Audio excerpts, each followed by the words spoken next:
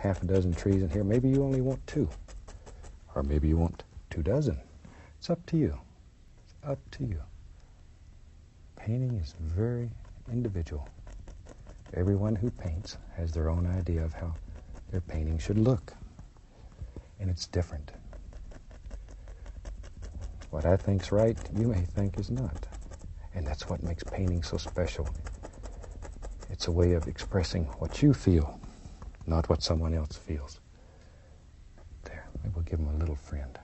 Got to have little friends, too. I get so many letters from young people all over the country. It's fantastic. And then we go out and we do a lot of demonstrations for PBS stations and help them make a happy buck here and there. And so many of my young friends come to see me. It's unreal. There we are. They're the most super people. And if I get to your area doing a demonstration, I hope you will come out and see us and support your station and enjoy a few hours with us. And if you'd like to be notified, I'm taking a little brown and white here. If you'd like to be notified when we're going to be in your area, just drop me a line with your name and address on it. We have a little mailing list. We'll add your name to it. We'll drop you a card when we're going to be in the area. There we go. Just all kinds of little trunks and things. Let's go on the other side. Give these trees over here a little something to hold them up. We don't want them left out. And you don't have to paint the whole trunk in because there's going to be some highlights on the front of the tree and you wouldn't see the entire trunk. Let's take a little, we'll use a little bit of the color we made the tree with, mixed with some cad yellow and a little yellow ochre. But see, just mix things on the brush. All those different colors will also be on your brush. You don't end up with one dead old color. Because nature rarely ever has just one color on something. Usually it's a collection of colors put together. Put a few little highlights on here. There we go. A little over here. Let the sun zing through there and just do happy things to the trees. Okay. Now don't overdo the highlights. It gets looking good and it feels good, and it's almost a tendency to cover up your whole tree with a light color. And if you lose all these beautiful dark areas, then there's no depth and there's no distance in each individual tree. They become very flat, and it'll disturb your eye when you look at the painting. And we want your eye to be happy. Let's go on the other side. Now to me, maybe the light's coming right down this valley, and maybe it's hitting on both sides. And we have an artist's license here. Remember, I've mentioned when you buy your first tube of paint, you get an artist's license. It says you can do anything that you want to do, at least on this canvas. Anything that you want to do. I like it. Shoot, when I go home, the only thing I can do is empty the garbage. But on this canvas, I can create worlds. I can create worlds. There. And so can you. There we are. All you need is a little imagination and some practice, and you have it. Okay, now then let's take an old 1-inch brush. I'm going to dip it into a small amount of the liquid white, just a small amount, and go right into some yellow and some green. Let's make a few little happy bushes here. And all we do is just give a little upward push and begin forming and shaping each individual bush.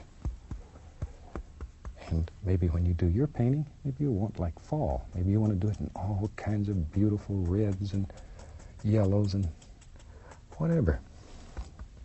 But use your imagination and do whatever feels good. If it feels good and it doesn't hurt anybody else, then it's all right. I guess. Let's go right up here. I'm going to put another bush right over on this side. We don't want him left out. And put as many or as few as you want. Just wherever you want them. Okay. Now then, we'll use a little bit of the same brown we made tree trunks out of. What the heck? Pull it out very flat, just a little bit, tiniest little bit. A little roll right on the edge of the knife. Let's go along here and just put in the indication of a little waterline. More than anything else, we're just sort of scraping right through the color that's on here and letting a little bit of the black canvas show. Okay, and over here, maybe a little bit. Shoot, who knows, maybe it even goes up in here, wherever. Now, let's go back to our big brush. Let's get crazy. Maybe, look here, look here, look here. Why not? Why not? Let this just come right on across here. See that black gesso, you already have your dark down here. So all you have to do is apply your highlights. Makes your life so much easier. A little bit on the other side, we'll finish it up. And I'm just using the yellows, a little bit of sap green. Just put them together. There, just layer after layer. And as I've mentioned before, the softer you want this, the more you tap it. The more that you tap, the softer it'll become, till it looks like velvet laying out here. If that's what you want. It's up to you. Totally up to you. Grab this, pull it down. We just let that become part of the reflection. Come back with our knife with a little touch of that brown color, and we'll just clean up the edges, put a little indication of a little waterline here. It's quite dark though. Now then, I tell you what, let me get another 2-inch brush with some nice dark color on it. This is that same color we made the other trees with. Maybe up in here, there lives a big tree. It's closer to us. Don't need much here because the black gesso, once again, creates most of what you need. Now then, I'm just going to take that same old brush because I want this to be dark. I want it to be very dark. And go right into a little of the yellow. Tap a little color on it. There. Now, let's come right up in here. Maybe this is a very large tree. And it has all these beautiful limbs that are hanging out. Look at there. See? You can take this big brush and make beautiful, beautiful details. Just let it work for you. Have fun with it. Enjoy it. There we are. Doesn't that look like big limbs that are all hanging over? I like what this brush does. Tell you what, let's do. Shoot. Let's have a little fun. Maybe we want to, looks like it ought to be a little baby tree lives right there. Just a little guy. And so we just drop him right in there. Anywhere you want one, put him in. Can do, easy. Put a little highlight on him so he'll stand out, be a nice individual. Look at there. Look at there. Back to my 1-inch brush.